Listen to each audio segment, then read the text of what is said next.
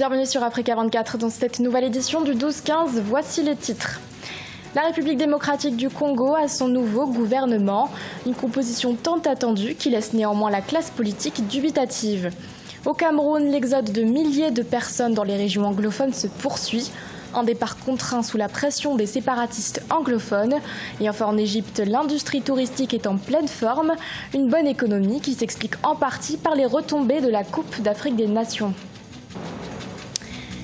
Mais tout d'abord, l'ancien ministre de la Santé congolais, Oli Lunga, a été auditionné ce mardi 27 août par la justice. Il est visé dans le cadre d'une enquête sur l'utilisation de fonds publics dans la lutte contre Ebola.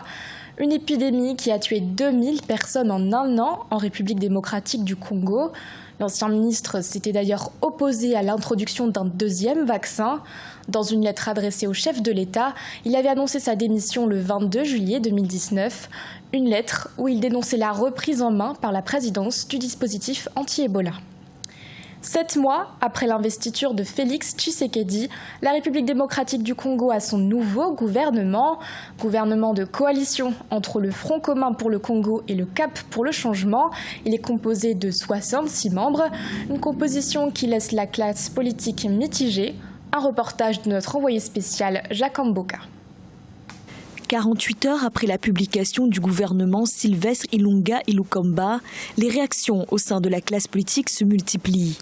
Composé de 66 membres, l'exécutif congolais compte en son sein 76% de nouvelles figures, avec 17% de femmes. Un gouvernement appelé à relever plusieurs défis, comme le souligne Joseph Olankangwa, président du Conseil national de suivi de l'accord. Le président lui-même avait déjà tracé une grande ligne de conduite. Par exemple, quand on dit la priorité au peuple, ça veut dire c'est le social. C'est même la base. Même le slogan dont on parle, le peuple d'abord. Ça veut dire quoi? Ça veut dire c'est la base sociale de la population. Et je crois qu'aujourd'hui, vous venez de voir des grandes décisions, par exemple, la gratuité de l'enseignement. La Constitution l'a prévu, ça fait des années, mais ça n'a jamais été appliqué. La victoire de Félix Tshisekedi à la présidentielle sans la majorité au Parlement qui est dominée par le Front commun pour le Congo de l'ancien chef de l'État Joseph Kabila a contraint les deux familles politiques, FCC et Cash, à une coalition. Pour Martin Fayulu, l'ancien régime garde encore son influence. C'est le gouvernement Kabila. Je n'ai jamais réagi aux compositions du gouvernement Kabila. Pourquoi vous voulez que je réagisse aujourd'hui? C'est Kabila qui continue. C'est un affront au peuple congolais. Le peuple qui s'est battu et Félix Antoine Tshilombo nous a remis en l'état zéro. Donc nous devons refaire la lutte. L'investiture du nouveau gouvernement par l'Assemblée nationale aura lieu avant la fin de cette semaine.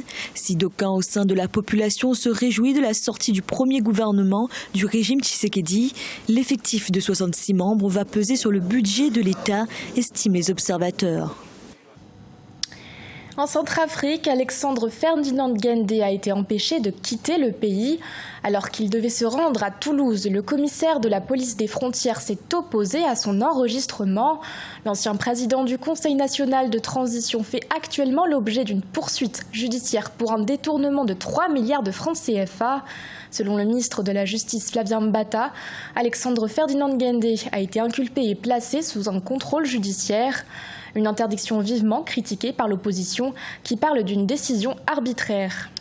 Depuis le 23 août 2019, des milliers de personnes sont contraintes de quitter les régions anglophones du Cameroun.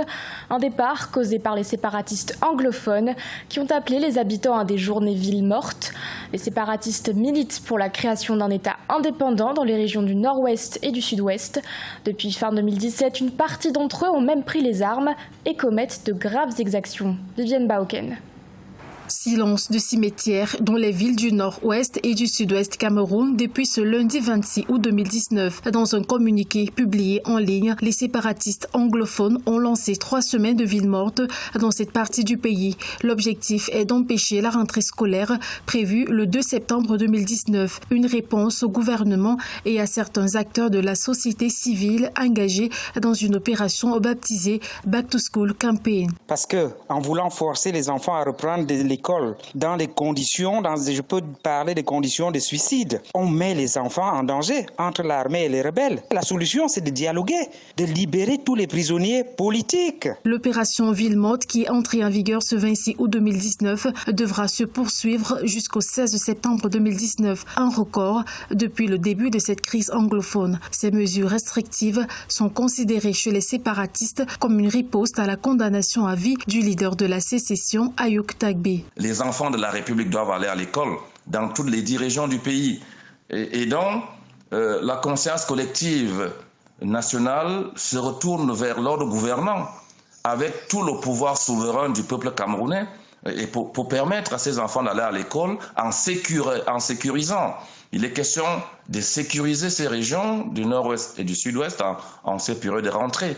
Les mots d'ordre lancés pour 21 jours débrayage, eh bien, il est aussi question d'en appeler au courage des parents, pas seulement au courage, à leur sens des responsabilités.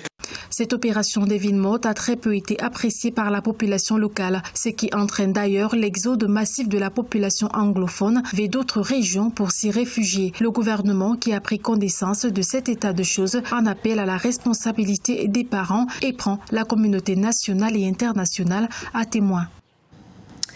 En Égypte, l'industrie touristique est en bonne santé. La Banque centrale égyptienne avait déjà indiqué une augmentation des recettes du secteur touristique de 45,7% au cours des 3 premiers mois de l'année fiscale 2019.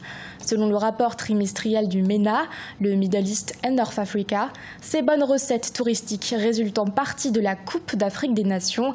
Les précisions d'Aïssatou Diamanka-Beslan. En Égypte, le marché touristique est au vert, les perspectives restent positives. L'année 2019 est ainsi devenue une année charnière pour l'économie touristique nationale, selon le rapport trimestriel du MENA, le Middle East and North Africa, qui comprend tous les pays du Moyen-Orient et de l'Afrique du Nord. Ces données positives qui concernent le secteur touristique égyptien s'expliquent en premier lieu par les retombées de la Coupe d'Afrique des Nations de 2019, surtout pour la ville d'Alexandrie, du Caire. Alexandrie continue de dominer le marché en matière de performance tarifaire, enregistrant une amélioration de 26% du tarif journalier par rapport à l'année précédente. Pour continuer à conserver cette ascension économique, en dehors des visites des pyramides, le ministère des Antiquités ambitionne de faciliter l'accès aux musées aux touristes africains et instaurer des tarifs attractifs pour l'année 2019.